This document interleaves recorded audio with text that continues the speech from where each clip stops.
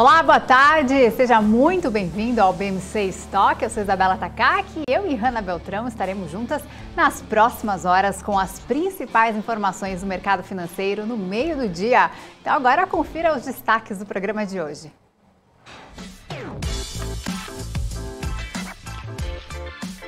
Produto Interno Bruto dos Estados Unidos cresce 6,9% no quarto trimestre de 2021. Companhia Siderúrgica Nacional reduz protocolo de emergência na mina de Fernandinho. Standard & Poor's revisa a nota de crédito da Via para baixo devido ao ambiente macroeconômico. Essas e outras notícias a partir de agora no BMC Stock. É isso aí, agora são 12 horas e 33 minutos pelo horário de Brasília. A gente começa então o estoque com o meu boa tarde para minha companheira de bancada, Hanna Beltrão. Muito boa tarde para você, Hanna. Oi, Isa, muito boa tarde também para você. Boa tarde a todos que estão nos acompanhando desde cedinho aqui na tela da BMC News. Bom, a gente vai, né, como sempre, trazer os principais assuntos que estão movimentando o mercado aí nessa segunda parte do dia, né, que a gente sempre brinca também, né, e a gente vai repercutir os principais assuntos com o nosso convidado de hoje, que é o Gilvan Bueno, gestor educacional da Órama, e também teremos os gráficos com o Alex André, que estava aqui agora há pouco, né, o Alex que sempre separa aí os principais gráficos, trazendo as informações do mercado lá fora e também aqui no Brasil, Isa.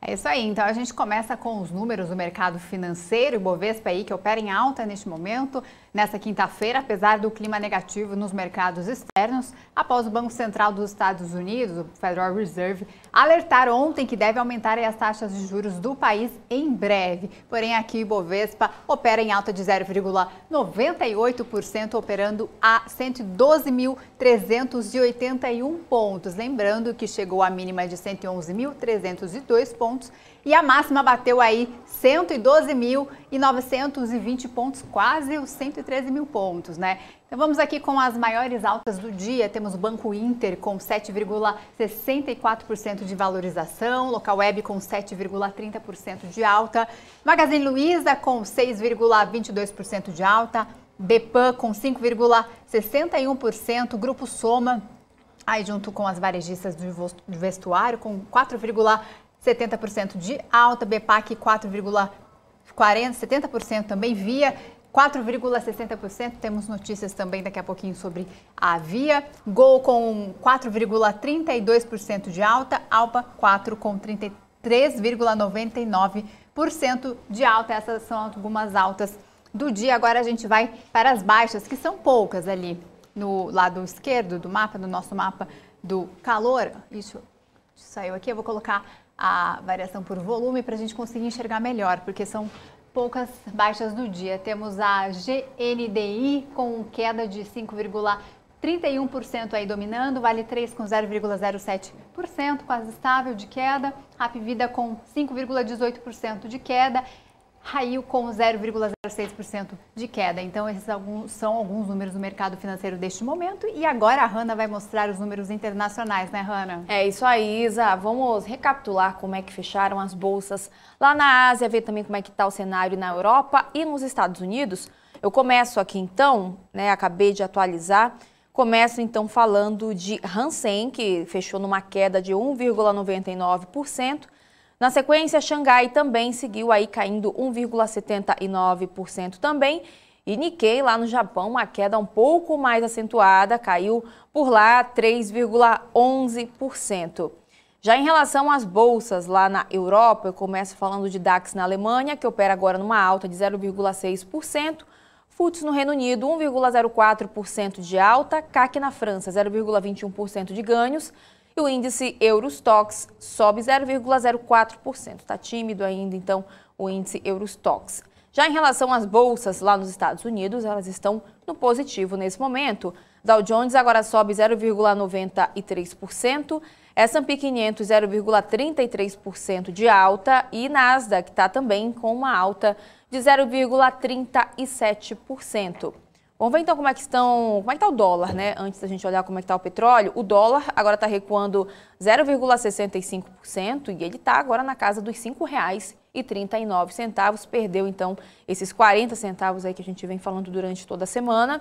Já em relação ao barril do petróleo, o petróleo Brent recua 0,61%, comercializado a pouco mais de $88 o barril. E o petróleo WTI está recuando também 0,77%, vendido a $86 o barril. A gente segue de olho no mercado internacional, ainda sobre a repercussão do anúncio feito pelo Federal Reserve ontem, Os rendimentos dos títulos do governo dos Estados Unidos subiram depois que o Fed sinalizou planos para começar a aumentar as taxas de juros agora no mês de março. Vamos então aos Estados Unidos falar com a nossa correspondente Giovana Locatelli, que tem mais informações, está de olho nesse assunto por lá. Boa tarde, Giovana. Boa tarde, Hanna, Isa e a todos que nos acompanham. Realmente, o Fed está enfrentando mercados financeiros turbulentos, A gente vem acompanhando nas últimas semanas e ontem principalmente. Bom, o Fed, Jerome Powell, depois da reunião, sinalizou que deve começar a aumentar as taxas de juros já em março e, segundo ele, o cenário é propício com uma inflação bem acima dos 2%, um mercado de trabalho forte aí. Então, a hora é agora para começar o início do aperto da política monetária.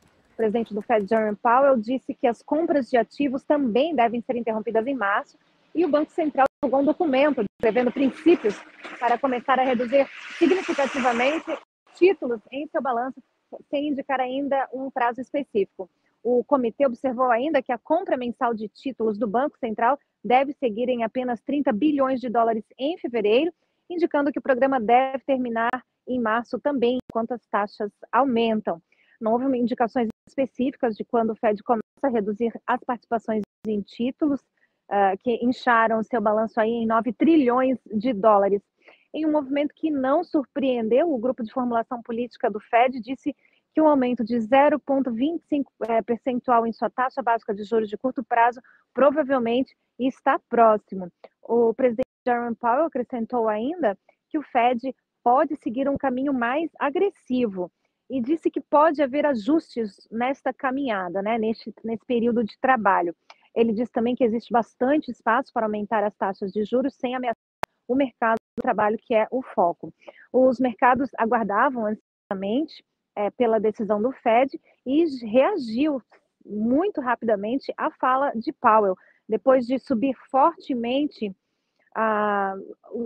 os papéis aí, As principais médias dos mercados de ações ficaram negativas logo na sequência do pronunciamento de Powell. Os traders estão antecipando uma taxa de fundos de até o final do ano de cerca de 1%, a partir da faixa próxima de zero que está indexada esta marca. E, claro, a gente continua sabendo e acompanhando essa repercussão da fala de Jerome Powell. Importantes, agora mudando de assunto do Fed, dados importantes dos Estados Unidos foram divulgados agora há pouco, como a prévia do PIB americano e pedidos de seguro-desemprego. Como que esses dados vieram? Conta pra gente.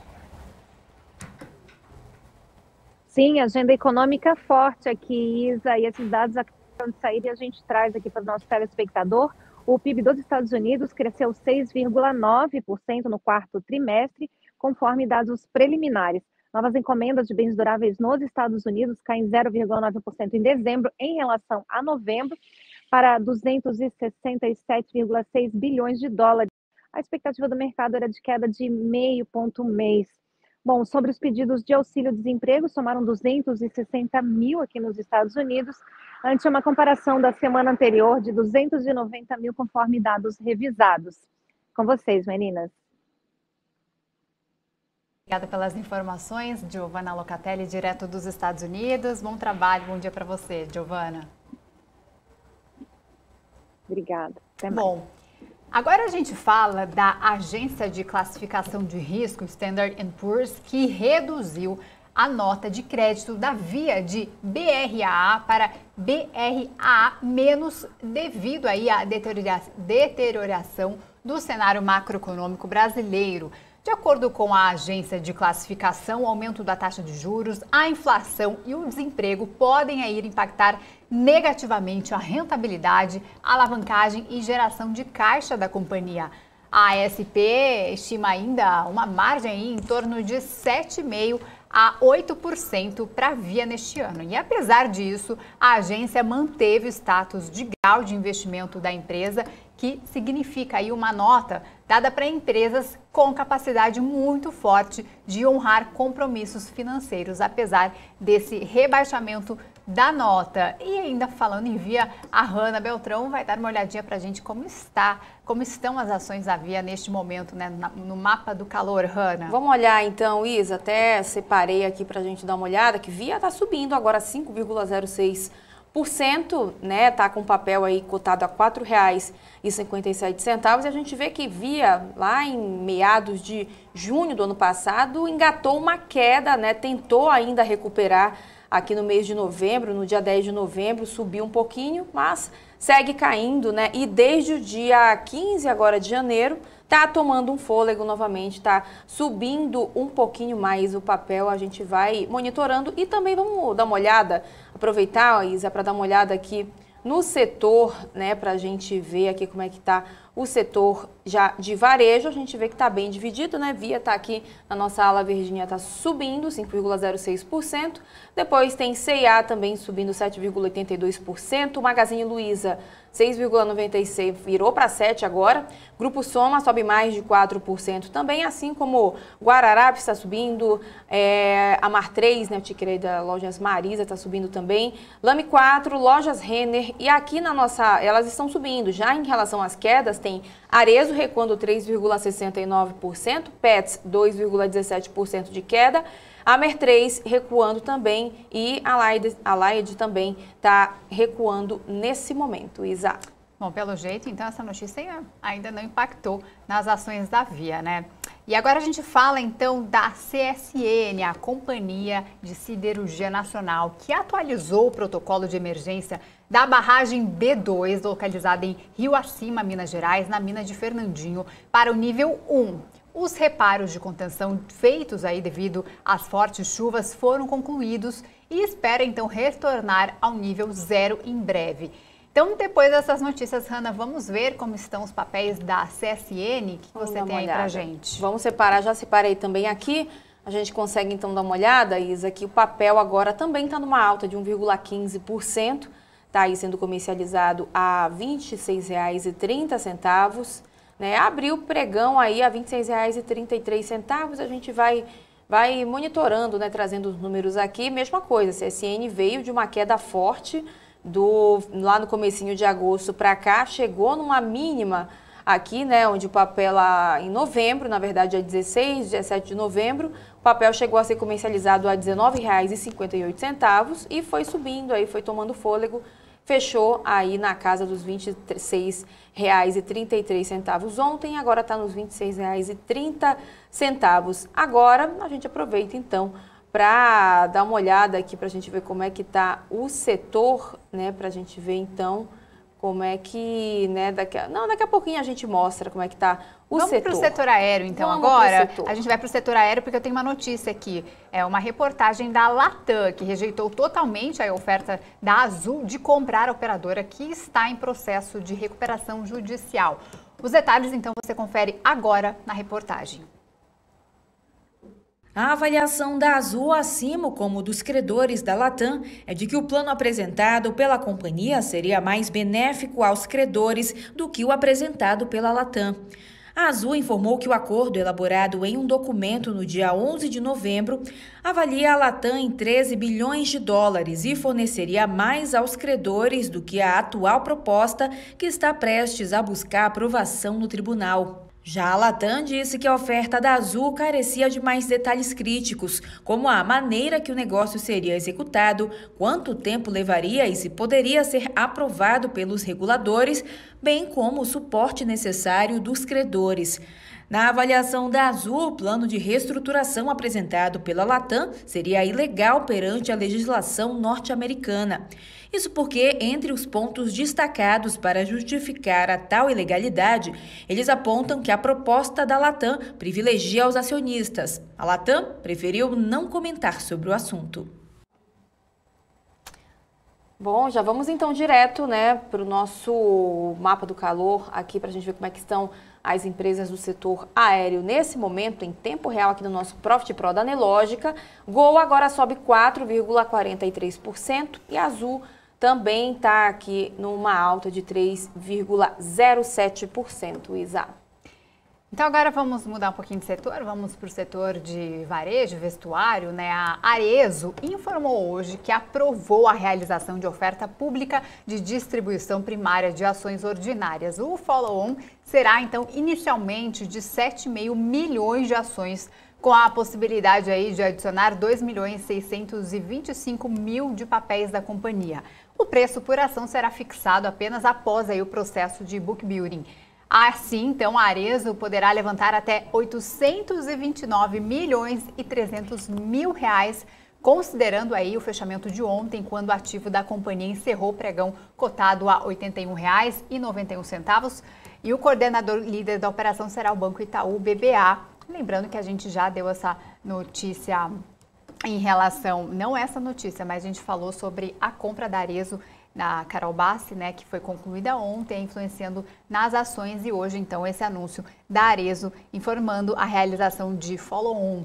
E a Hanna vai mostrar pra gente, então, como operam os papéis da Arezzo, né, Hanna? Pois é, ó, até separei aqui tanto o papel quanto o setor, né, pra gente dar uma olhada aqui pra gente ver como é que a Arezzo está se comportando agora, né, a Arezzo que cai mais de 4% nesse momento. Também veio de uma queda forte aí ao longo do ano passado, oscilou bastante, chegou a cair, né, no comecinho do ano, lá pelo dia 10 de janeiro, chegou na casa dos R$ 63,39 o valor do papel e engatou uma alta, né, de lá para cá, e agora está nos R$ 78,64 o papel também. Eu falei também agora há pouco, né, do setor de varejo, tá igual ainda o cenário, só tem Arezzo, Petz e Amer3 agora entre as maiores quedas no setor, Isa. Tá certo. Agora então vamos voltar com o nosso noticiário aqui, porque a Eneva divulgou nesta manhã o resultado da auditoria de suas reservas e recursos em campos, áreas e blocos nos quais detém participação nas bacias do Parnaíba, do Amazonas e também do Solimões. E a Sami Facuri já está aqui no estúdio e tem mais detalhes para a gente sobre esse assunto. Boa tarde, Sami. Boa tarde, Isa, Hanna e a todos que estão nos acompanhando agora. Pois é, Isa, os dados aí eles são referentes ao dia 31 de dezembro de 2021, quando as reservas de gás total provadas somaram aí 32 bilhões de metros cúbicos, dos quais 13,8 bilhões em desenvolvimento e 18,2 bilhões não desenvolvidos. As reservas de gás provadas e prováveis eram de 36 bilhões e meio de metros cúbicos, das quais 14,9 bilhões eram desenvolvidas e 21,5 não desenvolvidas. Já as reservas de gás provadas e possíveis somaram aí 46,3 bilhões de metros cúbicos. É com vocês.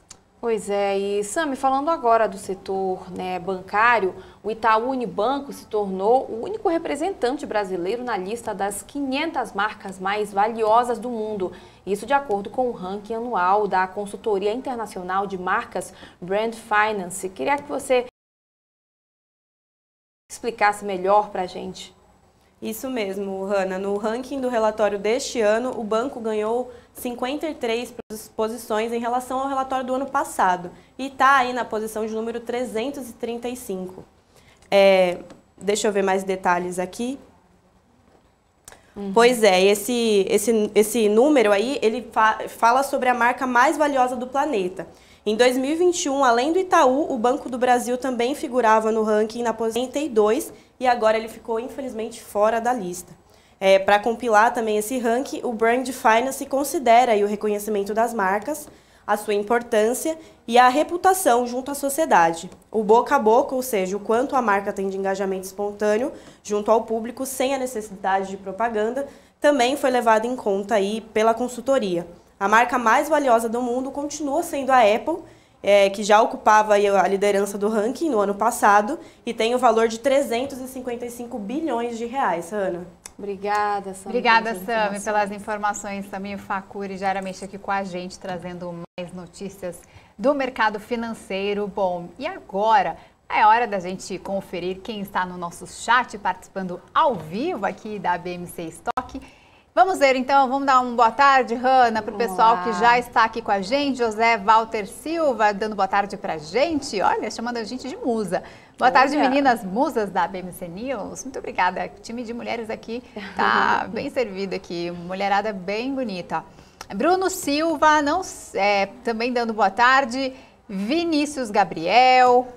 Bruno Silva, pessoal já comentando. Gente, daqui a pouquinho teremos nosso entrevistado, nosso convidado do dia, o Gilvan Bueno, que ele é gestor educacional da Orama. E vocês vão poder, então, tirar dúvidas, fazer muitas perguntas para ele. Pode começar já mandando suas perguntas, os tickers que vocês querem que ele analise.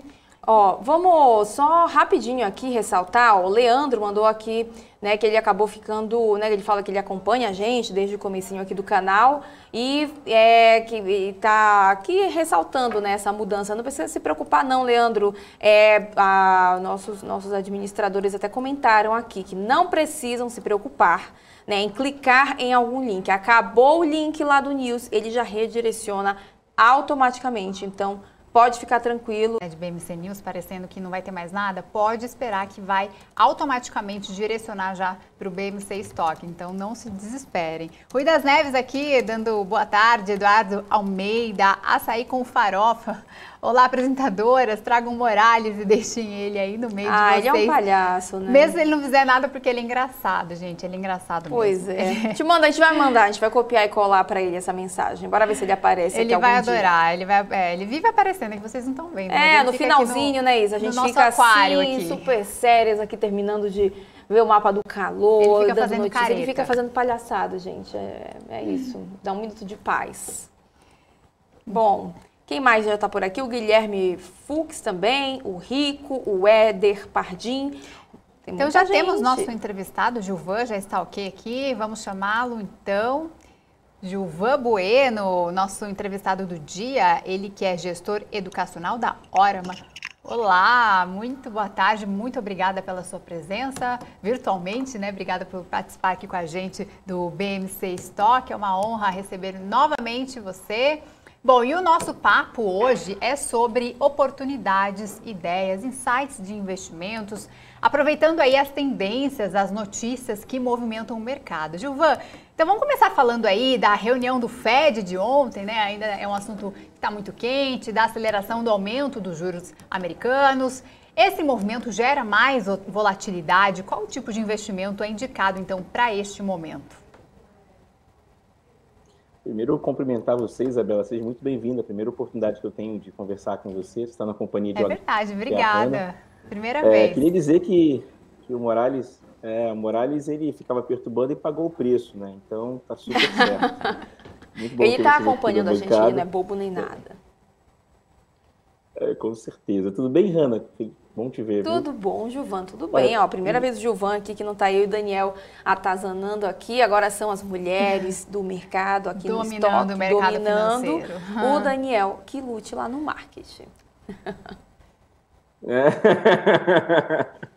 Muito bom. Tá vendo? Ó, pegando uma carona nesse comentário que você trouxe, Isabela, a primeira questão é o seguinte: por que os juros trazem tanta sensibilidade no mercado de investimentos? Existe uma oportunidade que as pessoas, às vezes, a gente acaba se distanciando, que o mercado financeiro ele tem duas grandes premissas, né? Um lado que eu tenho a dívida de uma empresa ou de um país, mas no caso aqui das stocks, são as dívidas, que são a renda fixa, que em alguns momentos elas se tornam tão alavancadas que as empresas têm recuperação judicial.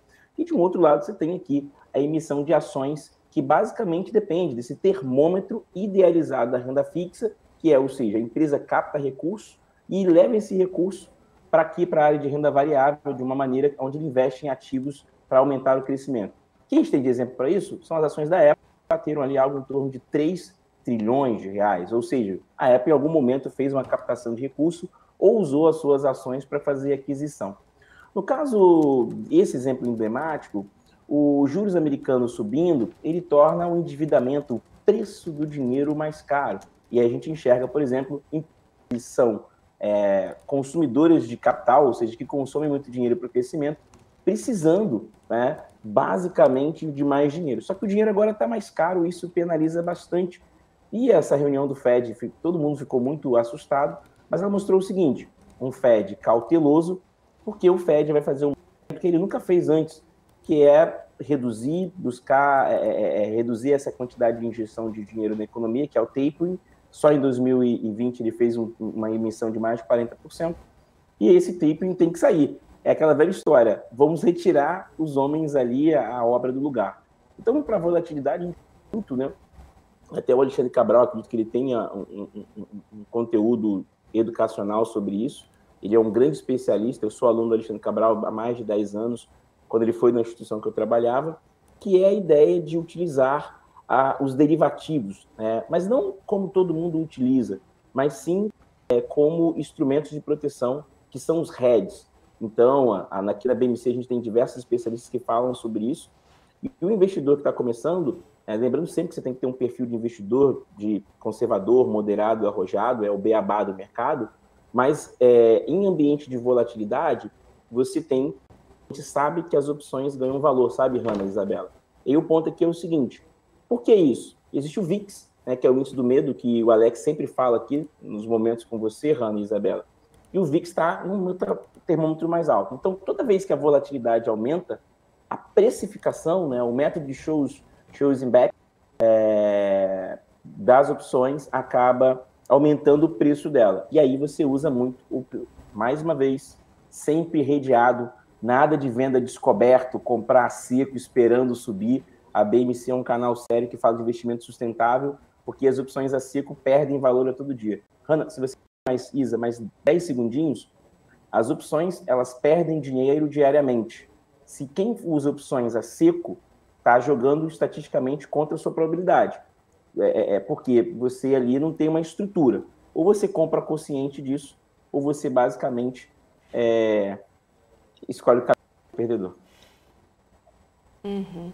E, Gilvão, um outro assunto do momento é a crise geopolítica entre a Rússia e a Ucrânia e o impacto, né, disso tudo no preço do gás. Como é que o investidor pode aproveitar as oportunidades geradas aí por essa situação? Poxa, Hanna, a gente tem que voltar no tempo, acho que até peço à audiência, vou estar aqui, eu tô aqui no YouTube também da BMC, eu vejo BMC o dia inteiro, então vou até aqui já. Obrigada. Aqui, deixa eu ver, estou aqui já. Imagina, é um prazer, faço propaganda, já estou aqui com o pessoal aqui. Fala, Alexandre Cabral, mandar um beijo para ele que está aqui falando comigo. Olha, a gente precisa fazer um estudo que eu sempre gosto de lembrar para a gente ter pontos de comparação, né? Eu não me lembro, se a memória estiver ruim, Alexandre me ajuda aí, a gente teve a última crise geopolítica, acho que foi Iraque, alguma coisa nesse sentido. E peço ao pessoal até para me dar alguma olhada sobre isso, né? Porque essas crises, elas trazem, por exemplo, olhando a crise do petróleo, a gente viu ali, por exemplo, o petróleo mais caro, a dívida americana subindo. A gente não tem, acho que nos últimos 50 anos ou 20, eu não me lembro aqui, alguma questão já envolvendo gás, né? A The Economist escreveu um artigo hoje muito legal sobre isso. E o que acontece? Tem muito um princípio de teoria de jogos, sabe, Hanna? Porque a Europa é totalmente, Isabela, assistida pelo gás da Rússia, e quando a Rússia fecha a torneira, para de ter gás na Europa. E a Europa, em alguns lugares, é menos 20, né, Hanna? Menos 10, dependendo do local, e o gás é muito importante para abastecimento. Então, você tem um exemplo clássico de teoria de jogos, onde você tem o dominante e o dominado. O dominante é a Rússia que oferta, e o dominado ali a Europa. Nesse sentido, a gente tem que pensar assim, tem um pessoal que faz um estudo muito bom, que é uma consultoria americana, que eu aprendi com eles esse final de semana, que eles não partem da ideia de, o que eu compro, o que eu faço? Eles fazem basicamente o seguinte, eles dizem, e se isso acontecer, o que responde? Que é um exercício bom. Bem, nesse momento, a gente olha muito para dívida pública da Europa, se responde, qual o custo disso, quais são as empresas que podem, né, Hanna, assistir a Europa se os dutos fecharem. E aí a gente tem alguns ETFs nesse sentido que fazem isso muito bem. Acredito que nesse momento, Hanna, vai ser muito, a dívida pública vai aumentar, empresas que conseguem fazer essa reposição e qual o peso disso. E, por último, tem uma visão muito interessante também no CDS, né, que é o Credit Default Swap, que é muito utilizado, foi utilizado com muita força em 2008, que é a expectativa de um país quebrar, e essa pontuação sobe. Então, a gente tem isso, por exemplo, na crise dos PIGs, né, que era Portugal, Irlanda, Grécia e Espanha, que os CDS subiram bastante, e isso trouxe muita volatilidade para o mercado. Então, eu acho que o episódio que eu faria um exercício, o Hanna e Isabela e nossa audiência, é entender quais foram as empresas que tiveram resposta nesse sentido, olhar essa questão da dívida, por exemplo, imagine um exercício, tá? E se a Grécia estava muito endividada, e se Portugal estava muito endividado, e se França estava muito endividada e vai aumentar o endividamento? Será que isso traz uma resposta no mercado de ações? E eu acho que o exercício é o seguinte: e se isso acontecer, quem ganha e quem perde? Mas nesses 3 casos ali, CDS, uma empresa que possa ter complementar essa falta, vão ser muito, muito bem observadas. Assim. O endividamento público vai estar em questão. Já sei, vocês vão falar em inflação também, pesar na vida do trabalhador europeu. Me alonguei um pouquinho, mas acho que é legal ter esse exercício. Não, tá ótimo. Agora, mudando só um pouquinho de assunto, Gilvan, eu queria abordar o conflito societário da Oi. A Superintendência Geral do CAD encaminhou ao Tribunal do órgão Antitrust o processo aí para análise da compra dos ativos de telefonia móvel do grupo Oi pelas operadoras TIM, Claro e Telefônica, dona aí da marca Vivo. A autarquia tem até o meio de fevereiro para concluir o caso. Nesse cenário, qual tipo, então, de investimento é mais interessante para o investidor? É hora de buscar ações da Vivo e da TIM, Gilvan? Muito boa pergunta, né? A gente sempre lembra que rentabilidade passada não é garantia de rentabilidade futura. Não se pode olhar pelo retrovisor, e aí você tem que ter um pouco de tese. Lá na hora, a gente tem o Phil Soares, que diversas vezes está aqui, que faz um trabalho brilhante, acertou agora com o PEX. A gente lá na hora deu uma visão de PEX onde teve uma valorização muito forte. E nosso brilhante time de economistas, que é a Sandra Blanco, a Lorena, que tem uma experiência internacional, e o mestre Alexandre Espírito Santo, que a gente conversa bastante.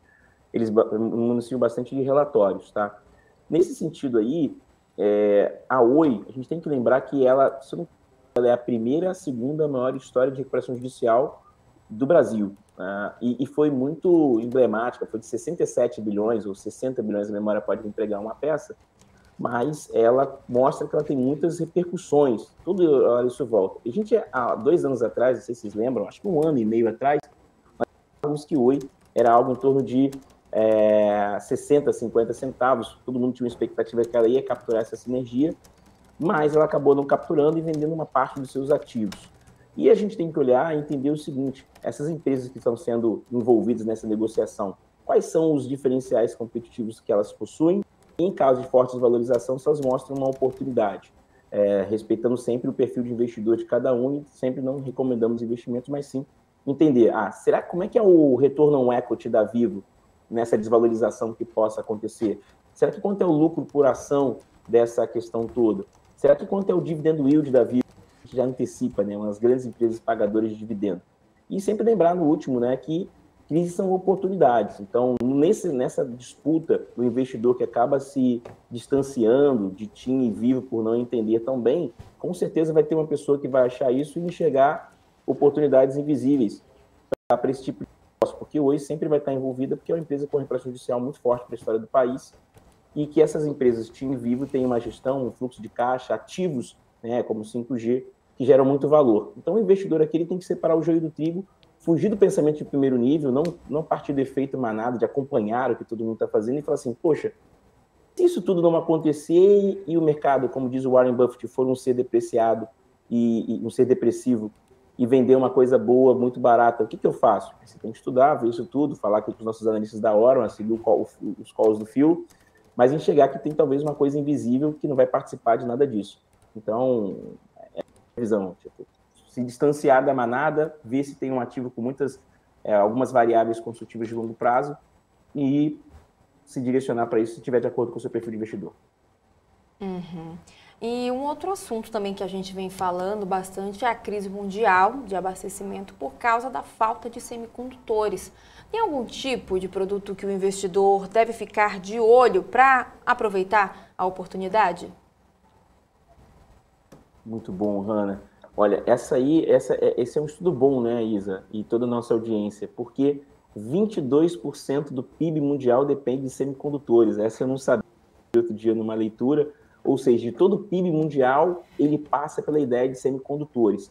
Para quem não acompanhou, o lucro da Samsung em vendas de semicondutores foi um negócio estratosférico, assim. Nunca antes eles atingiram o número que eles atingiram, e eles passaram a Intel, que era a maior empresa vendedora de semicondutores. A ação da TCMS, acho que é isso, o pessoal só me corrige aqui, e os ETFs hoje, eles têm cesta de ETFs de semicondutores, e nós temos também ETFs. Eu sempre tenho falado para os investidores que têm muita dificuldade, e muitas pessoas falam, vai ser um ano de muitos desafios, vai ser um ano de muita volatilidade. Primeiro, para volatilidade você tem um instrumento que nasceu para isso, que são as opções, que são os derivativos. Segundo, se tem muita volatilidade, você precisa utilizar veículos com diversificação, e os ETFs têm essa possibilidade, porque eles são muito diversificados. E então, nessa área de semicondutores, nós temos os ETFs dedicados a semicondutores, nós temos as ações da própria companhia, como Samsung, Intel e outras que dominam o mercado, que tem um market share muito grande. E terceiro, entender que talvez tenha até fundos de investimentos, que não são... O ETF ele é uma gestão passiva, ou seja, ele acompanha um benchmark, mas você pode talvez ter um fundo dedicado a isso. Eu gosto muito de ouvir o Gustavo Aranha, lá da Geo Capital, é um cara que eu aprendo muito com ele, e o pessoal da Módulo Capital, que fizeram uma provocação muito boa no seu LinkedIn, e não só isso também, mandar uma lembrança ali para o Dudu Dalcan, que é um cara que algumas oportunidades eu tenho de conversar com ele, e entender um pouco dessa transformação. Então, o grande case aqui é capturar essa mudança que está acontecendo nos semicondutores e quem leva a isso, e quais os veículos que nós utilizamos para isso. Então, sempre lembrando, respeitando o seu perfil de investidor, fazendo sempre uma consideração se você tem essa sensibilidade para essa volatilidade, e não menos importante, rentabilidade passada não garante rentabilidade futura. Mas o que os estudos mostram, a gente pode até convidar, talvez, Hanna e Isabela, numa outra oportunidade, alguém que possa também trazer aqui um grande especialista em semicondutores para falar sobre o tema, porque para mim é um tema que vai ficar no radar, segundo alguns estudos, até 2025. Com a crise da pandemia, até 2025, esse setor não vai estar recuperado, ou seja, a oferta e demanda vai estar desequilibrada. Então, vale a pena ficar se especializando sobre o tema. Bom, eu queria fazer uma pergunta aqui do nosso chat, do José Walter da Silva. Ele fala sobre a OCDE, né, um assunto quente também, que aconteceu a carta convite essa semana no Brasil. Ele pergunta como que você vê essa movimentação e possível inclusão do Brasil na OCDE. Isso, de fato, iria ser positivo para o Brasil ou teria aí um efeito contrário apertando as regras ESG? Muito legal a pergunta. Eu vou usar uma analogia. Eu gosto de xadrez, jogo xadrez há muitos anos. E no xadrez, para quem não sabe, as peças jogam melhor no centro do tabuleiro. Cada vez que você fica no canto do tabuleiro, as suas peças não se movimentam bem. Então, com essa analogia, né, quando você está próximo, dizem que você tem que ser a média das 5 pessoas que você convive. Então, se você convive com as pessoas que estão no OCDE, com certeza você vai adquirir alguma competência, alguma oportunidade, porque você vai gerar negócio. Se você está no canto do tabuleiro, as oportunidades estão muito distantes de você. Então, no caso da OCDE, com certeza é positivo. Nós arrumamos mais um parceiro comercial, temos que entender se nós temos essa estrutura, mas hoje, por exemplo, o Brasil, muitas das suas exportações dependem, por exemplo, da China, de outros países como os Estados Unidos. Então, a OCDE talvez possa trazer novos parceiros comerciais.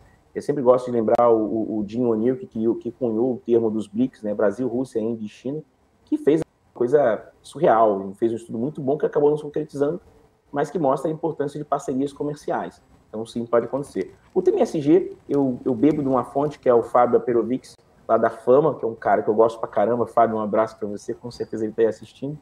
E, cara, ele fala muito sobre o tema ESG da seguinte visão. Temos que entender se é um ESG raiz ou se é um ESG Nutella. Eu me baseei nele aqui. Porque, às vezes, alguns temas não são ESG mesmo e não pode capturar. não menos importante, a gente tem que saber que o Brasil passa por uma mudança em termos de questão ambiental nos últimos acontecimentos. Então, acho que teve até um comentário sobre isso também, mas acho que o mundo está bastante preocupado com isso e tem que entender como é que vai ser essa negociação. Lembrando, no final, Isa e Hanna, com muito carinho, é algo que não vai ser amanhã. A gente está num ano eleitoral, de mudança, de novas composições políticas. Então, como diz a minha filha de 9 anos, uma coisa é realidade, uma coisa é expectativa, outra é realidade. Pois é. Gilvan, tem uma pergunta aqui do Antônio Araújo. Ele quer saber o seguinte, ele quer saber qual é a sua visão em relação a 3R Petróleo ou PetroRio, né? Se você tem alguma visão melhor sobre o ativo ou o setor. Cara, eu olho muito a visão do Phil Soares, para quem não segue, eu gosto bastante do conteúdo dele. Ele é o cara que toca a RV e vem aqui falar. Ele deu um call para o setor recentemente, muito bom. Ele olha para o setor com muita admiração. Vou compartilhar com os nossos ouvintes aqui, nossa audiência, por que eu gosto da BMC? Cara, porque ela traz pessoas muito especializadas, com diversas opiniões diferentes, uma coisa que não tem aqui. E não é fazendo propaganda, não, tá? É porque você precisa beber de outras fontes, você tem que ter outras opiniões, você não pode ter só a sua opinião. Isso tá... Warren Buffett fala isso, o Ray Dalio fala isso, então você tem que beber de outras fontes, ler muitas cartas, falar com gestores. Tem um rapaz o Braga da Encore que eu gosto bastante de vê-lo. Braga, um abraço para você. E os outros mais que estão aqui. Então você tem que ter opiniões diferentes. Então, no caso de petróleo, o fato de eu ter cases na cabeça é o seguinte: eu converso com muitos analistas e eles acabam dando suas visões, suas interpretações. Então, no caso do petróleo, o Phil tem uma defesa que o setor está mal precificado, ele não acompanhou a recuperação econômica e ele sofreu muito pela que eu chamo de nova economia, que é a economia da pandemia. Nós temos a economia do capitalismo, mas daqui a 10 anos alguma coisa sobre a economia da pandemia, que foi que todo o sistema mundial de abastecimento, de consumo, mudou bruscamente e vai demorar talvez 3 a 5 anos para todas as áreas econômicas forem normalizadas.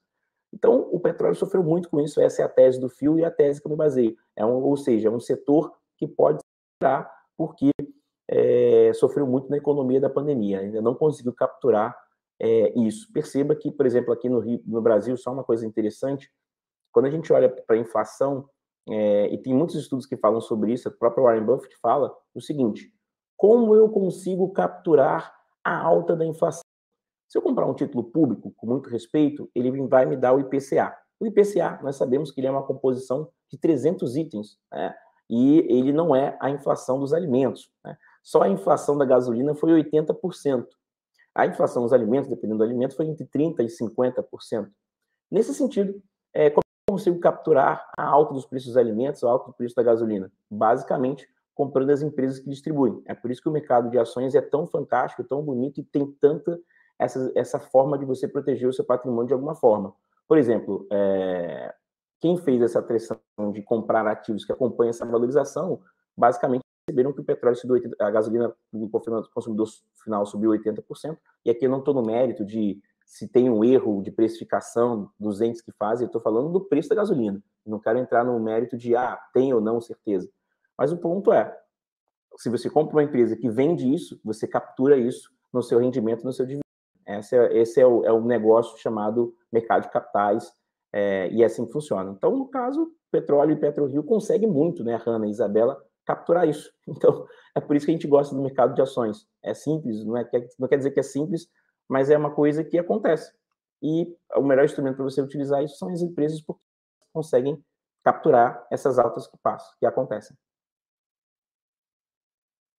No petróleo, né, em relação à alta aí do petróleo, a expectativa de aumento de demanda, como que você avalia essas altas e as projeções para commodity? Qual a melhor maneira, a melhor estratégia aí para se investir em commodities, na sua opinião? Basicamente o Brasil tem uma joia da coroa que chama-se Vale. Ela tem a melhor qualidade de minério de ferro do mundo quando ela é comparada com seus pares. Simples, né, bem óbvio assim, vamos colocar dessa maneira, Isa. Ela está bem precificada, e a gente tem que brincar, né? O Cabral, ele ri, a gente ri, Hanna também, Moraes, Isa, você. Cara, Vale bateu 60, né, Hanna? Depois vocês mostram um gráfico aí. Vale bateu 60 no momento do gráfico, disparou, foi para 80 e pouco, né? Porque o Brasil, você vai comprar uma empresa que tem a melhor qualidade de minério de ferro do mundo por um preço abaixo do seu. E como disse o mercado é um ser depressivo. Destruíram o valor de Vale, alguns falaram que Vale ia acabar, mas ela tem uma vantagem competitiva, ela tem um produto final muito bom. Então depois, por exemplo, você pega a Siderúrgica Nacional lá com Casa de Pedra, que é um ativo muito bom. Então, ter commodities ali, você não consegue concentrar. A lei da alocação de recursos fala o seguinte, Isa e Hanna, você tem que ter um pool, uma distribuição, né, de empresas que conseguem capturar esses ganhos, essas sinergias. Então, aqui no caso de commodities, você tem que olhar o seguinte, quem são os 10 maiores players de commodities nos mais diversos setores? De minério, de siderurgia, de preço do consumidor final, de construção. Quem consegue capturar isso e entender? Lembrando que é um cenário que esticou um pouco. Por exemplo, os preços da construção civil, né, Hanna e Isa, eles sofreram bastante, né? Estão muito caro fazer uma obra, para quem está fazendo obra, comenta aí. Cara, está muito caro fazer obra, aumentou muito. Então, às vezes você acaba reduzindo. E não menos importante, tem um preço do dinheiro que está mais caro, né, Isa e Hanna? E isso pode trazer um reflexo muito grande. Mas no case ali, você tem que olhar, e eu até fiz uma postagem super provocativa que eu vou falar agora, vou até me ajeitar na cadeira, que é o seguinte, o Brasil tem 415 empresas e os Estados Unidos têm quase 6 mil empresas. O mercado de ações é ruim? Todo mundo repete isso o tempo todo, né? Todo mundo da audiência vai me tacar a pedra aqui agora. Mas pensa o seguinte, num mercado com poucas empresas, as empresas que existem são líderes de mercado. Vou repetir. Num mercado com poucas empresas, as empresas líderes são líderes de mercado. Por que o investidor estrangeiro está botando 50% do capital aqui? Por que o investidor estrangeiro, mesmo com toda essa questão, continua alocando recursos aqui? Porque no Brasil você tem monopólios. E monopólios, como disse o Scott Glasgow, acho que é uma coisa assim, cara, o Brasil com as suas 415 empresas, você encontra coisa boa. É diferente você ir no mercado americano que você tem 5 mil empresas e você não sabe se essa empresa vai continuar performando. Então, por exemplo, se o mercado cair e para R$30, o gringo compra. Por quê? Porque aqui você tem 400 empresas que são boas, que têm muita vantagem competitiva e que você não vai encontrar em outro lugar do mundo tão barato. Então, para quem fala, mercado americano tem poucas empresas, tem boas empresas, tem monopólios, sem concorrentes e com muita participação de mercado. Então, seguir essa ideia do óbvio, o mercado americano o mercado brasileiro tem poucas empresas? Sim, tem, mas as poucas que tem são de muita qualidade. Então, quando elas caem, se você tem, de acordo com o seu perfil de investidor, estômago para isso, você adquire, né, Isa? Então, assim, não estou dizendo aqui, estou dando meu papel aqui, meu telhado para tomar pedra, mas reflita se não faz sentido, né? Você tem poucas empresas, mas empresas muito boas e muito baratas. Acabei com a minha audiência, né, Hanna? Fui provocativo hoje, né? Filosofou. Fica à vontade, Gilvan. O pessoal gosta bastante da gente também, pode ficar à vontade. Gilvan, tem mais perguntas aqui dos nossos telespectadores, inclusive telespectadores, continuem mandando perguntas, né, que a gente vai repassando aqui para o Gilvan. O Felipe Dias Alves pergunta o seguinte, não sei se estou muito equivocado, mas com medo de correções nos Estados Unidos, o capital estrangeiro parece estar correndo para os emergentes. Queria saber o que você acha, ele quer saber o que você acha, Gilvan. Né? Você acha que tende a ocorrer um cenário, né, de uma inflação mais controlada lá nos Estados Unidos? Você acha que esse fluxo de capital deve retornar, de ter um retorno imediato? Ou o Brasil parece ter mais espaço bom para surfar alguns ganhos? Pergunta aí do Felipe Dias Alves. Muito boa. Cara, qual é o estudo, se eu puder compartilhar a minha visão aqui, é o seguinte. Toda vez no mercado, vamos usar aqui uma analogia. Quando eu não conheço um lugar, eu pego um mapa, né, pego o meu GPS, boto o meu destino, e o GPS faz uma inteligência incrível de usar todos os GPS em volta de onde você está, que fizeram o mesmo percurso, e te dá o caminho que, na média, é o caminho mais rápido. Essa resposta que você tem é porque ele tem a inteligência de entender as pessoas que percorreram o mesmo espaço e ele vai utilizar essa inteligência. Bem, dito isso, quando você quer pensar em coisas que estão acontecendo no mercado, você volta no tempo e tenta achar as respostas que foram parecidas e os cenários. Na questão da alta dos juros nos Estados Unidos, a gente tem que lembrar os anos 80.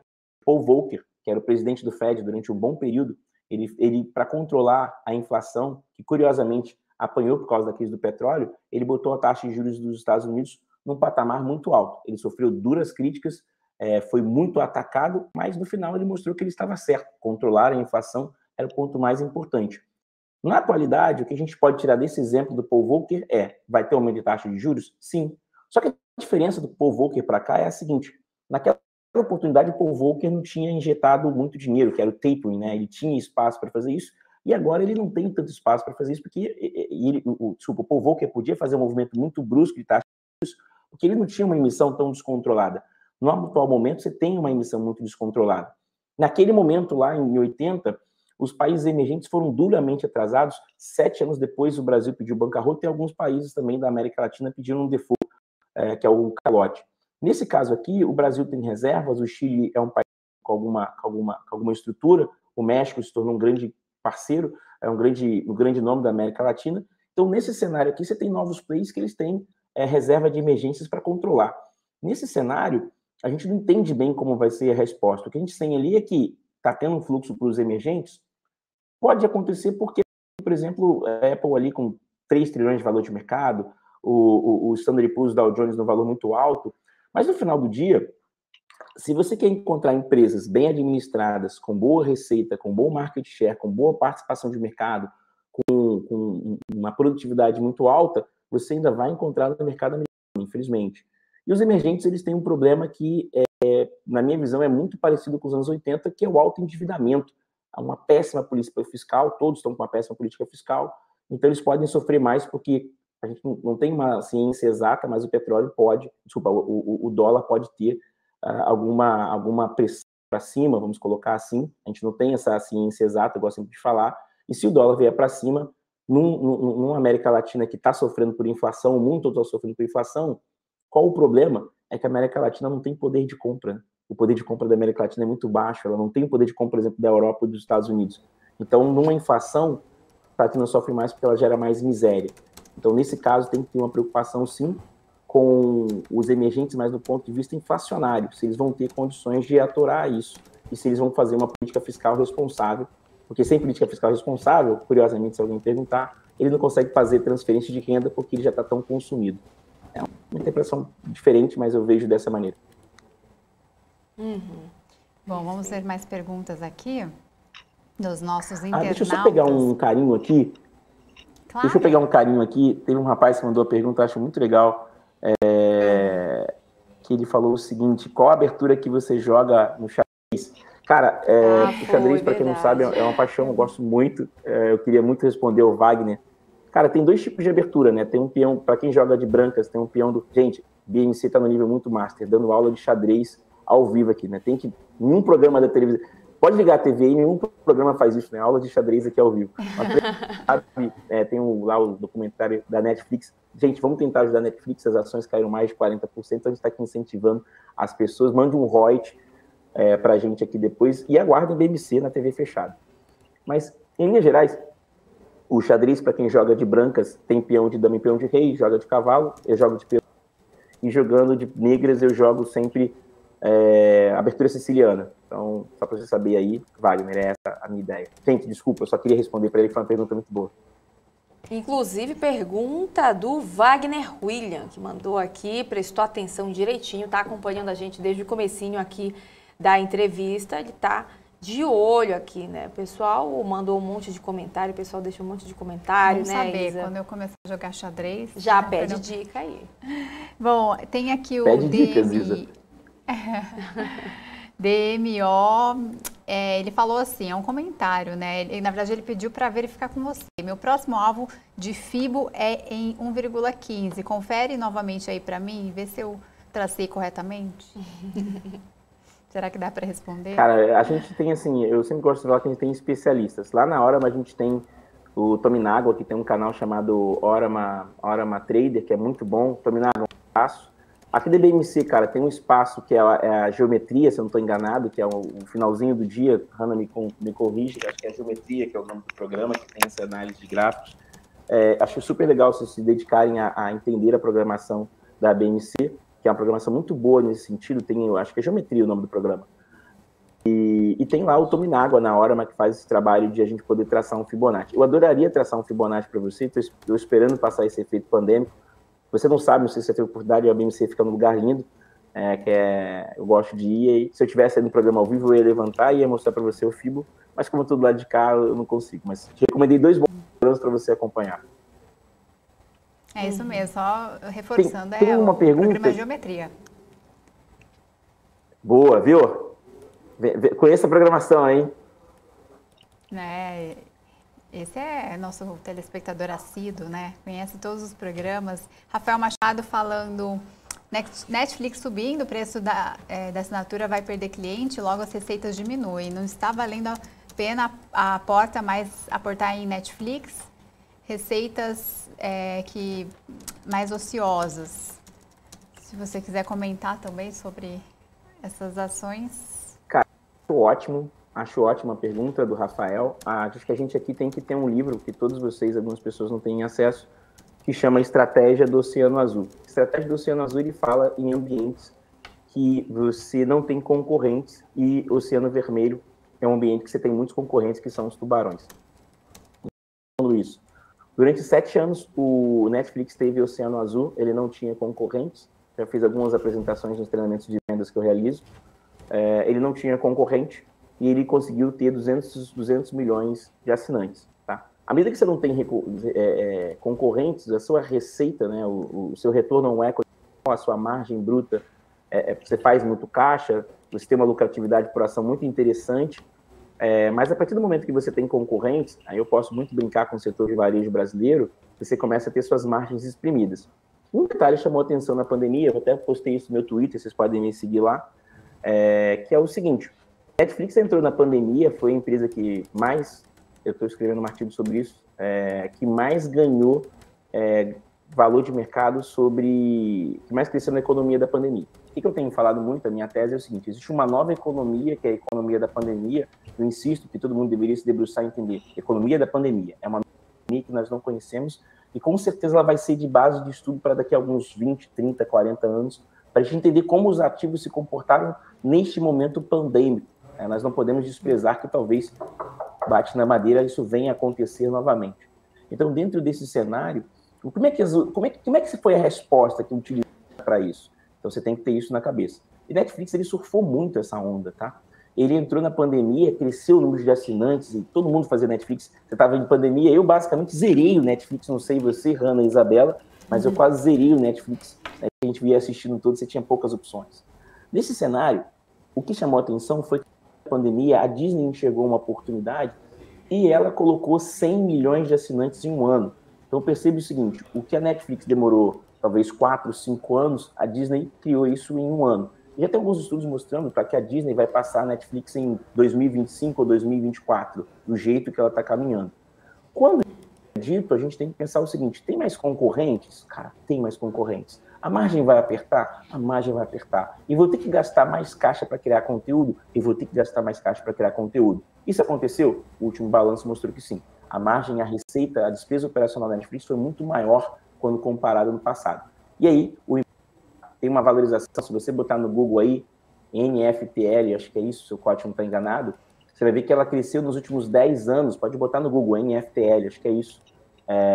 Você vai ver que ela cresceu muito, ela saiu em 2009, 2008 para tipo $140, alguma coisa assim, a ação, para quase $600 a ação, e ela teve ali uma forte desvalorização.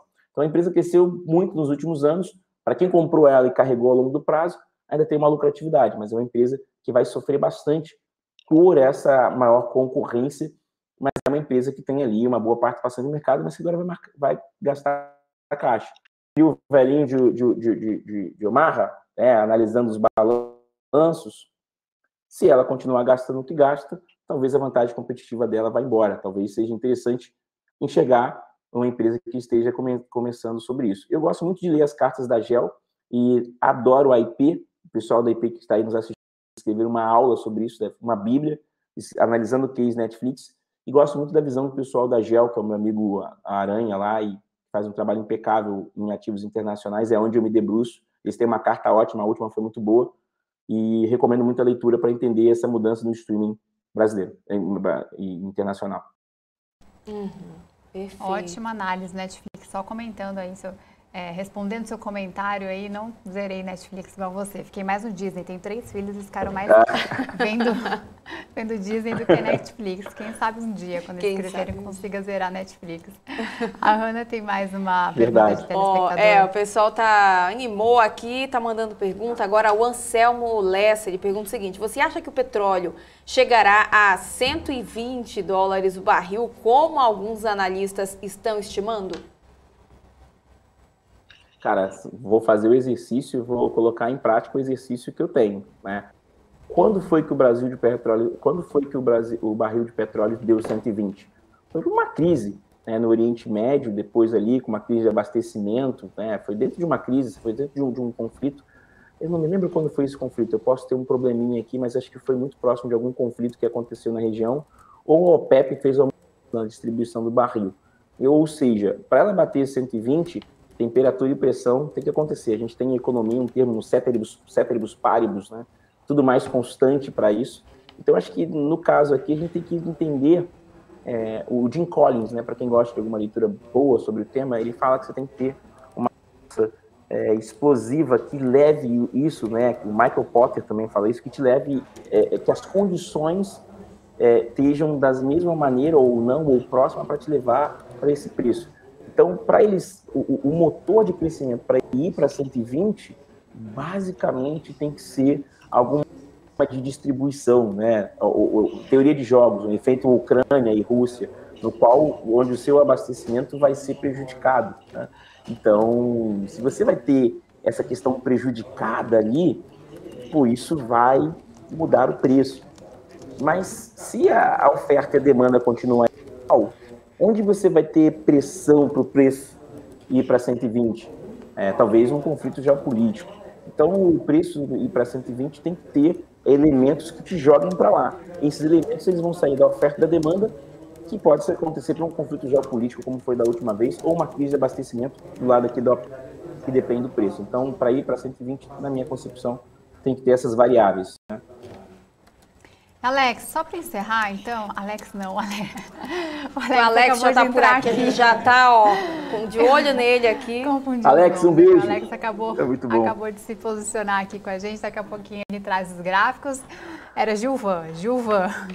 A última pergunta aqui do Jonathan Almeida. Boa tarde, professor. Teria a chance da INTB3 se tornar a Samsung brasileira?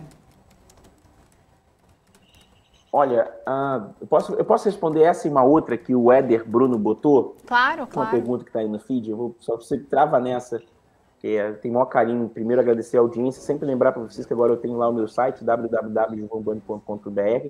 Vocês também me acionam nos canais da Hora, então vocês podem super estar seguindo lá, acompanhando. Enfim. Uma questão muito boa aí é o seguinte. A ideia do preço, ele parte da premissa, um bom preço, ele parte da premissa que o seu custo de produção é baixo. Isso mostrou, por exemplo, o movimento que os Estados Unidos fizeram com a questão de transferir a sua linha de produção, o just-in-time. Presenciamos quando aquele cargueiro fez a manobra ali naquela rota, que eu esqueci o nome agora, eu vou lembrar, no canal de Suez.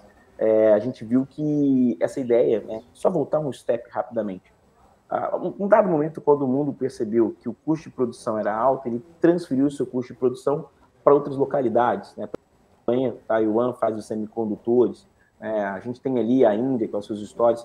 Sei que todos irão falar da questão do trabalho escravo, em algumas economias não tem com valores democráticos, isso também está no preço, a Nike pagou um preço sobre isso, mas isso foi uma prática que nos anos 90 você transferia essa produção daqui para cá para reduzir o custo produtivo. Dito isso, vamos olhar aqui para a pergunta do nosso amigo. O Brasil tem uma demanda de programadores tão brilhante como na China?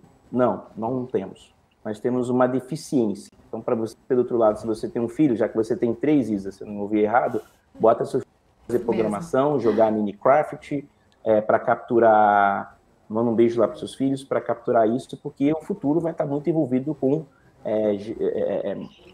metaverso, como já está aqui, como tecnologia, como gamificação do ensino remoto. Então, será que essa empresa brasileira, que é muito boa, consegue ter um custo produtivo menor? Bem, é desafiador, porque nós temos um Brasil que tem as piores condições básicas de empreendedorismo, né? Você tem uma carga tributária alta, você tem uma péssima mão de obra qualificada no setor, então você vai ter um desafio do custo produtivo. Mas é uma empresa que tem fundamentos muito interessantes, mas que ela vai esbarrar nisso. Os gestores mostram-se assim, muito competentes nesse sentido, mas você tem a empresa, mas em lado da empresa você tem a produtividade dela, que depende de massa pensante e de custo e de efeitos tributários. E nós sabemos que o Brasil não é conhecido por essa excelência. Mas bom, Isa, é que tem a OCDE chegando, caso ela venha se tornar realidade, como eu disse anteriormente. Mas eu acho que tem que pagar um pouco ainda para ver. Eu espero ter respondido aí. Vamos para a última, né? Com certeza.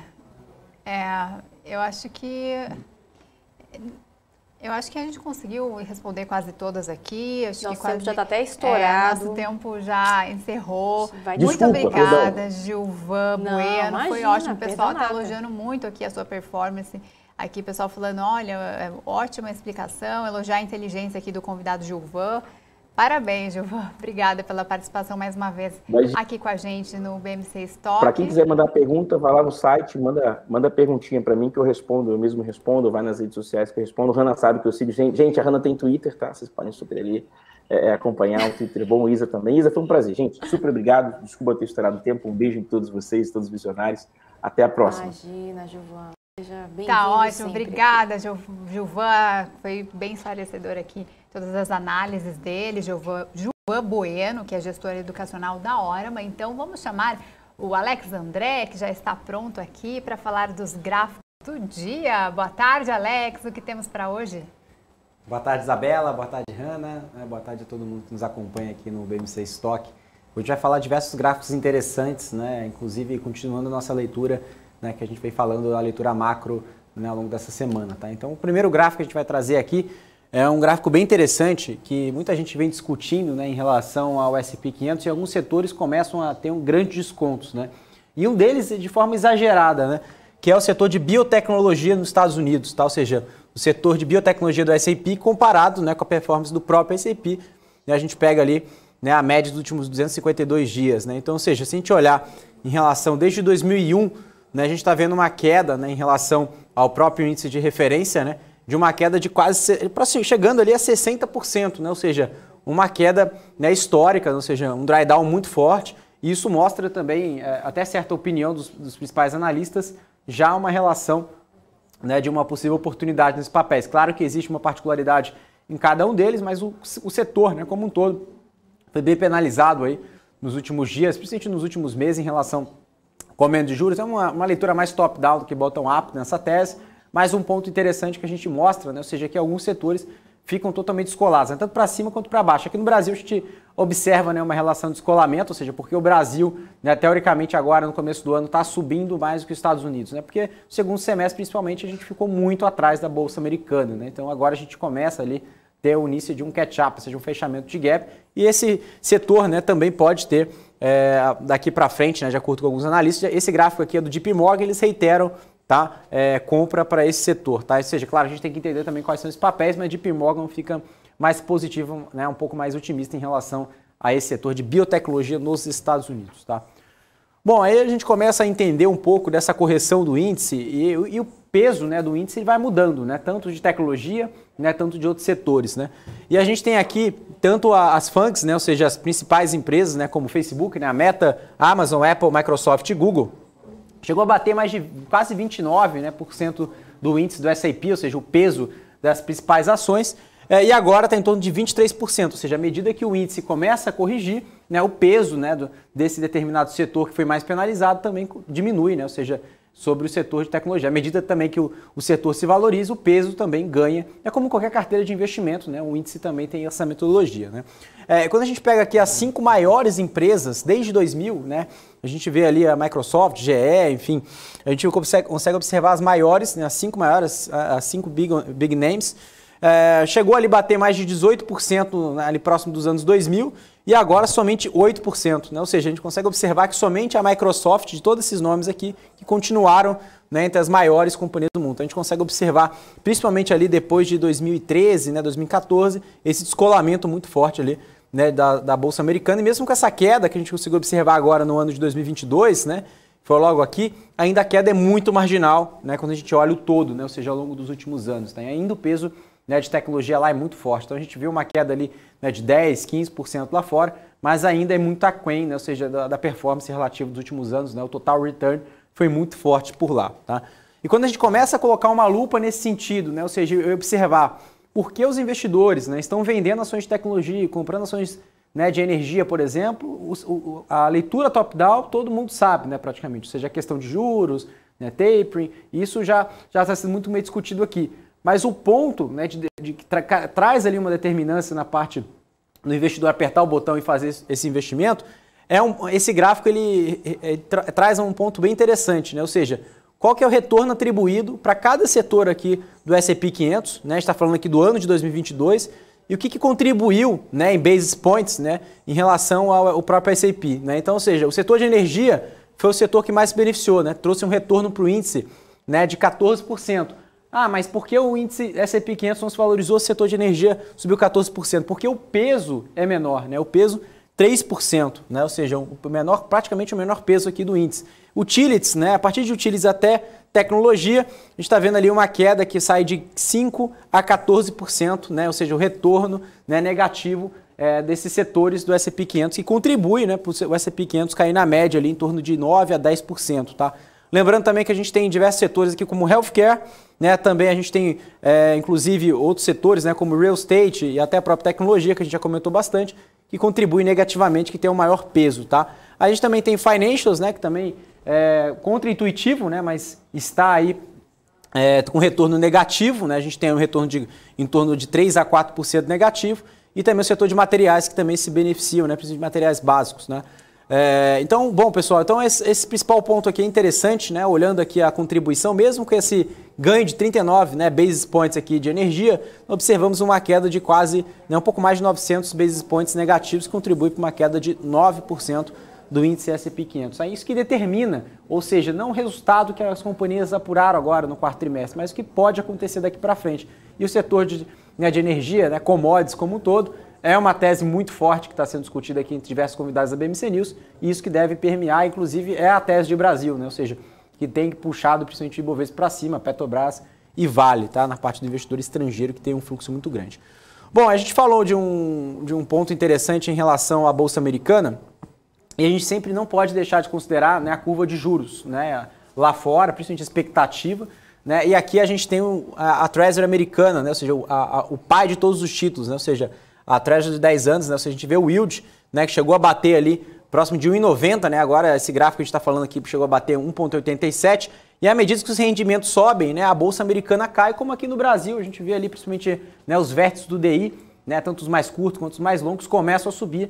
A gente vê também, né, na média, né, ou seja, a gente vê uma correlação da Bolsa também em queda. Né, e aqui nos Estados Unidos não é diferente. Né, então, ou seja, é muito interessante a gente observar também, né, o título de 10 anos nos Estados Unidos, principalmente para quem está começando, né, para quem já investe, já conhece, é meio óbvio essa mensagem, mas para quem está começando, né, para quem investe nos Estados Unidos, né, começou agora, vale muito a pena observar, né, colocar ali no seu radar, né, os títulos, né, do Tesouro Americano de 10 anos, que é o principal, né, o principal título do mundo, né, ou seja, que dita também o termômetro do mercado, né, junto com outros indicadores, como o DXY, né, o índice do medo também, o VIX, tá, que são pontos balizadores. A gente tem também aqui o Dow Jones, né, o Dow Jones a gente conseguiu observar aqui, a gente está falando da performance somente do dia 26, tá, pessoal, a performance de ontem, esse gráfico aqui foi da performance de ontem, para a gente entender um pouquinho desse contexto. Um ponto bem interessante aqui, né, depois da decisão, né, do FONC, né, que foi logo aqui, né, entre 4 e 4h30 da tarde, né, a gente viu ali nós observamos ali uma queda, né, e depois uma recuperação, né, e fechando ali no aftermarket ali próximo, né, que estava ali registrando em torno das 3 horas da tarde. Então um ponto bem interessante aqui para a gente colocar é que a Bolsa, né, principalmente o Dow Jones, ele tem sofrido menos, né, do que o próprio S&P 500, principalmente em relação desse trade-off, né, ou seja, em rotação de ativos, quando a gente fala de juros, tá? Bom, aí a gente começa a bater na tecla de novo, né, ou seja, na relação do compound, né, ou seja, ao longo dos últimos anos, esse retorno, né, que as empresas de tecnologia proporcionaram, né, para os investidores. Então a gente tem esses 3 gráficos, nós já colocamos aqui anteriormente nas últimas edições, mas a gente atualizou esse gráfico aqui. Tá? Nós temos a primeira linha aqui, azul, né, as empresas mundiais, né, mas tirando, né, excluindo-se as empresas de tecnologia, mídia e telecom, né, essa linha azul. Aí essa linha cinza nós temos as ações globais, ou seja, somando-se, né, as empresas de tecnologia. E essa linha aqui mais clara, né, ou seja, a linha mais ascendente, são as empresas somente de tecnologias mundiais. Ou seja, olha o tamanho da diferença, né, ou seja, de retorno das empresas de tecnologias globais, né, comparado até mesmo somando-se as empresas de tecnologia com as empresas globais. Né, ou seja, a diferença ainda é muito grande, mesmo com essa queda adicional, ainda vemos um espaço, inclusive essa é a principal discussão, né, que está acontecendo nos Estados Unidos, ou seja, se realmente é o começo de uma possível correção nos Estados Unidos com esse aumento de juros, possivelmente, né, de acordo com o Jerome Powell, pode até mesmo subir até 7 vezes, né, ou seja, caso suba 5, 6, 7 vezes os juros dos Estados Unidos, isso pode sim cada vez aumentar mais a aversão ao risco nesse setor de tecnologia. Tá?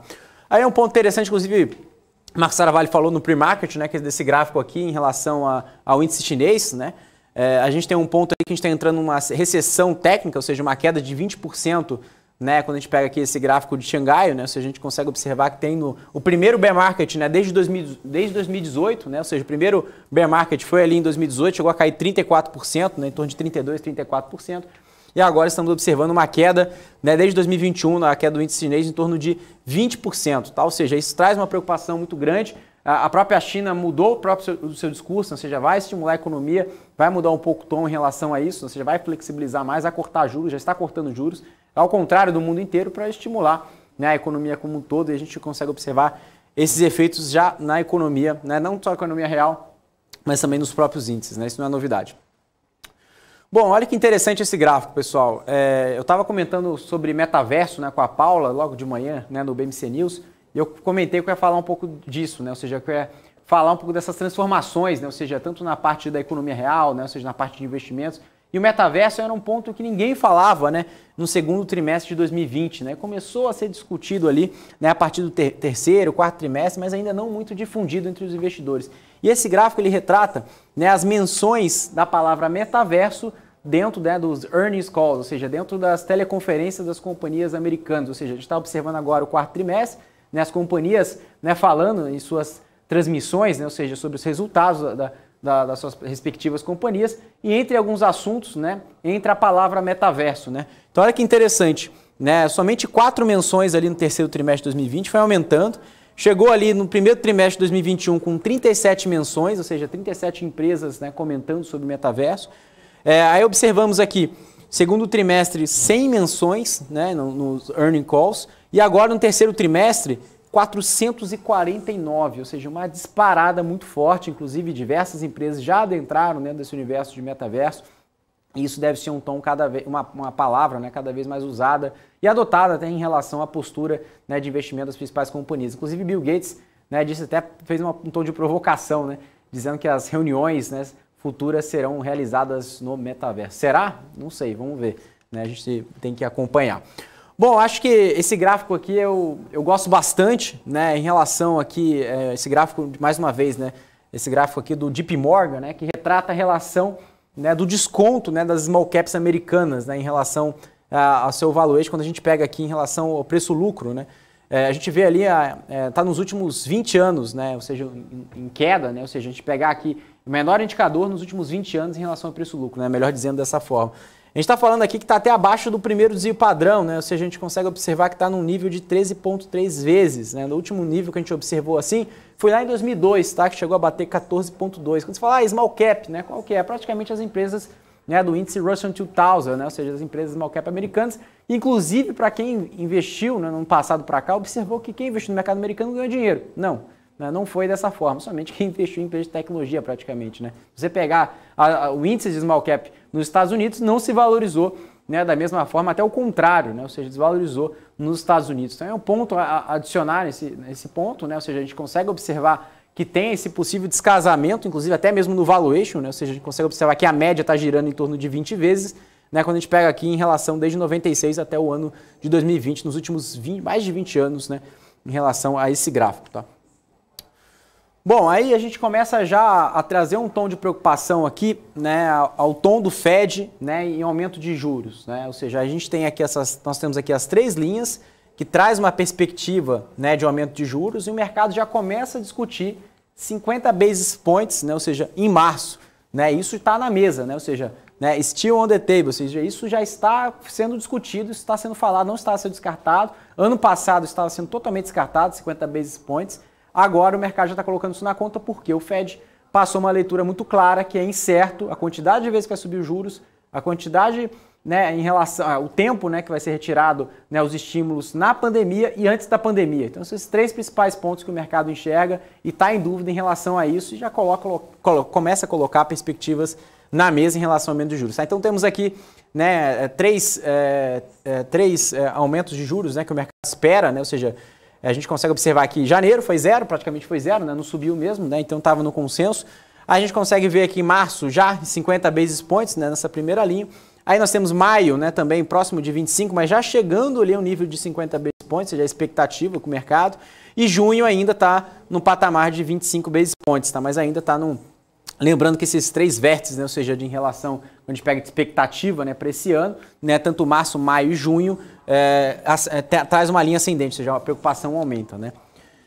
Então a gente tem esse gráfico aqui, né, esse último gráfico que traz aqui até uma ferramenta, né, da Bolsa de Chicago, que mostra a expectativa, né, de aumento de juros para a reunião do dia 16 de março. Né. Então a gente tem essa tabela aqui, ou seja, essa barra aqui, que mostra que a probabilidade de subir juros na reunião do dia 16 de março, né, entre 0 e 0,25, ou seja, a 25 basis points, está em torno de 88%, 88,2% mais precisamente. Ou seja, o mercado espera de forma quase unânime que na reunião de março, no FONC, aumente os juros sim, e isso já é consenso, inclusive, como falei na apresentação anterior, né, 50 basis points não é descartado, tá? Quando a gente coloca 50 basis points, por enquanto, essa pesquisa foi feita ontem, então esse número pode estar um pouco defasado, mas ontem 5% estava colocando entre 50 e 75 basis points, tá? Então vale a pena observar essa questão da probabilidade que pode aumentar sim em relação a 50 basis points, já aumentando essa perspectiva aí de insegurança em relação a essa falta aí de previsibilidade do próprio Fed, né, em relação ao aumento das taxas básicas de juros por lá, tá bom? Esse é o principal ponto aqui, Hanna e Isabela, para passar aqui sempre os principais gráficos para os investidores, né? Tá certo, Alex. Obrigada pelas informações, pelos gráficos. A gente se vê amanhã. Uma boa tarde para você. Obrigado, Isabela. Até mais. Tchau, tchau. Tchau, tchau, Alex. Bom, agora de olho no andamento da privatização, a Eletrobras decidiu adotar regras de conduta para empregados e conselheiros. Então, confira os detalhes na reportagem. Em comunicado emitido nesta quarta-feira, a estatal alertou os seus colaboradores que até que o prospecto de capitalização da Eletrobras tenha sido registrado na B3 e na NYSE, a Bolsa de Nova York, as companhias do grupo e seus colaboradores não poderão emitir qualquer comunicação ou opinião sobre a desestatização, incluindo a oferta pública e seu impacto nas empresas Eletrobras e no setor elétrico. A regra vale tanto para públicos internos quanto para externos.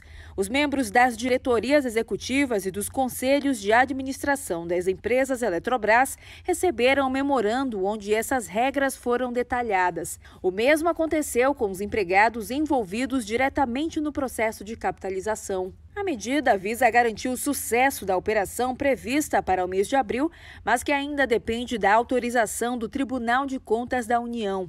Ainda de acordo com o comunicado, o objetivo é prevenir violações dos dispositivos legais brasileiros e norte-americanos que regem a oferta pública global de distribuição de ações ordinárias e de ADRs pela companhia e a listagem simultânea de seus valores mobiliários na B3. No que diz respeito às companhias do grupo, isso inclui a publicação de notícias nas intranets ou nos sites corporativos e a divulgação de releases à imprensa. Em relação aos colaboradores, a companhia informou que eles fazem parte desse escopo em relação à participação de reuniões externas, entrevistas e palestras. E a Equatorial Energia anunciou o follow-on com até 118 milhões de novas ações.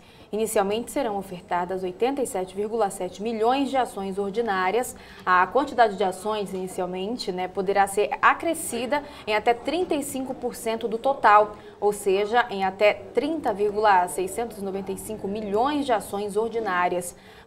Com base na cotação de fechamento das ações ordinárias de emissão da companhia na B3 de R$ 22,16 por ação. Lembrando que a Equatorial anunciou a aquisição da Ecoenergia em outubro do ano passado, indicando que pagaria 6,6 bilhões de reais pela companhia, controlada pelo fundo de private equity britânico Actis. E aproveitando, né, a gente já até dá uma olhada no papel aqui, para a gente ver como é que está Equatorial nesse momento, está subindo, né, as ações aí da companhia do setor de energia. Então aqui está subindo 0,62%, tá na casa aí dos R$ 22,51 o papel, Isa. Isso, agora vamos falar então de projeções, Hanna, porque o banco UBS-BB reduziu aí as projeções de crescimento do Produto Interno Bruto de 2021 de 5,1% para 4,5%. E 2022 de 1,2% para 0,6%. Essa mudança aí no cenário ocorreu após a queda de 0,1% do PIB do terceiro trimestre, pior aí do que a previsão do banco de alta de 0,2% e a revisão aí para baixo dos dados do segundo trimestre de negativo 0,1% para menos 0,4%. Em relatório, os economistas do UBS-BB afirmam então que uma série de desenvolvimentos negativos tem marcado a economia brasileira, enquanto as rupturas de cadeias de suprimentos continuam prejudicando a indústria, notícias negativas no cenário fiscal e a incerteza eleitoral aí que tem reduzido a confiança. Então, esses são os motivos dessas projeções aí do PIB para baixo. E agora a gente vai ver então como estão algumas ações com a Hanna Beltrão. Ela vai para o nosso mapa do calor da Profit Pro. Vamos ver como é que estão operando os papéis, o Ibovespa. Vamos ver como é que está o Ibovespa agora. O Ibovespa agora sobe 1,42%, está aqui nos 112.867 pontos. Ele abriu nos 111.302 pontos, chegou também numa máxima hoje de 113.057 pontos. A gente vai monitorando então o índice, vendo como é que ele vai se comportando. E essa alta já se reflete aqui no nosso mapa de calor. A gente vê que tem muitos setores aqui nas maiores altas, como o setor de varejo, o setor de petróleo, construção também. Mas deixa eu começar aqui falando pelas quedas, né, que a gente vê então que tem GNDI 3 recuando 5,02%, Apvida 4,86% de queda agora, Petz está com queda de 2,22%, Braskem 2,09% de queda agora, Marfrig e Minerva do setor frigorífico aí também estão por aqui. Marfrig agora recua 1,78% e Minerva está aqui no cantinho recuando 0,31%. Além dessas empresas, tem também Bradespar recuando 0,07%, Usiminas 0,82% de queda. Redditor também está aparecendo aqui, recuando agora 0,82%. Tem Natura e IRB também, que estão aqui nas maiores quedas do dia. Já em relação às altas, eu começo falando então de Locaweb, que está aí subindo 8,19%. Depois aparece também Magazine Luiza, subindo 6,07%. Do mesmo setor tem Via, subindo aí 4,37%. Tem também aqui o Banco Digital, Banco Inter, com uma alta de 6,24%. O Banco BTG Pactual também sobe 4,87%. E Banco Pan também está aqui nas altas em relação aos bancos digitais. Banco Pan sobe agora 4,72%. Estava dando uma olhada aqui também, tem as aéreas aqui. A gente falou no comecinho do estoque, que né, deu notícia aí sobre o setor, sobre essa possível compra aí, que em relação à Latam e a Azul. E aí a gente vê então que tem Gol nesse momento subindo 4,08%. Daqui a pouquinho a gente vê como é que está a situação também da Azul. E eu falei que tem construção, né? Aqui MRV sobe 3,37%, Cirela também, Exetec sobe 2,50% nesse momento. Ó, falei da Azul, tá aqui a Azul então subindo 2,96%.